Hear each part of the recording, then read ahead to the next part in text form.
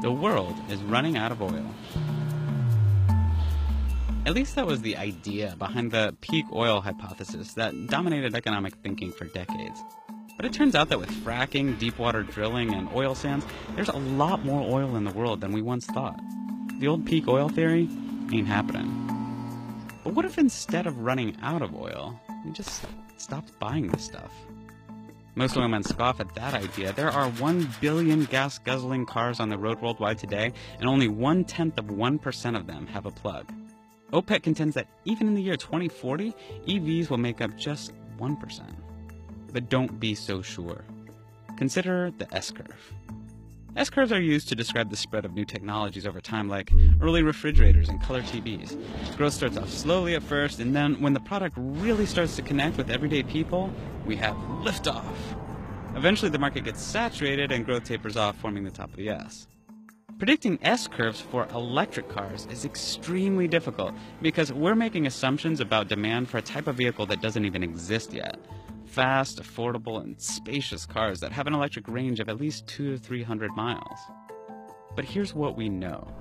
In the next few years, Tesla, Nissan, and Chevy plan to start selling long-range electric cars in the $30,000 range. And other car makers and tech companies are investing billions on dozens of new models due out in the next 4 years. By 2020, some of these will be faster, safer, cheaper, and more convenient than their gasoline counterparts. That sure seems like the point when the S-curve goes vertical. To start an oil crash, you don't need to replace all the cars on the road today. You just need to reduce demand enough to cause a glut of unwanted oil. Consider the oil crash that started in 2014.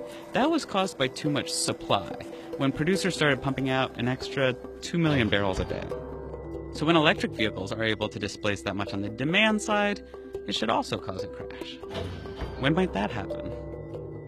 Tesla is building factories to go from about 50,000 sales last year to 500,000 in 2020. So let's assume for a minute that Tesla can meet its own forecasts, and let's assume that other car makers maintain their current combined market share for plug-ins.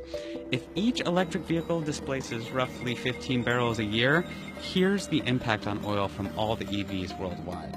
At this rate, we hit our benchmark of 2 million barrels of oil a day displaced as early as 2023. That's an oil crisis. And the thing is, it's just the beginning.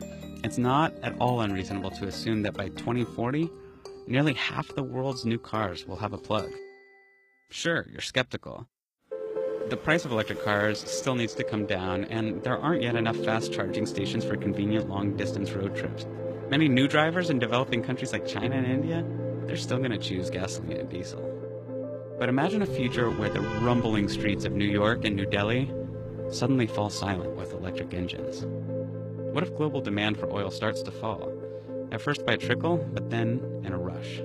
Trillions invested in oil will be lost, while trillions in new energy will be won. The power of nations will be shuffled. That's the promise of the new peak oil, and it may be coming sooner than you think.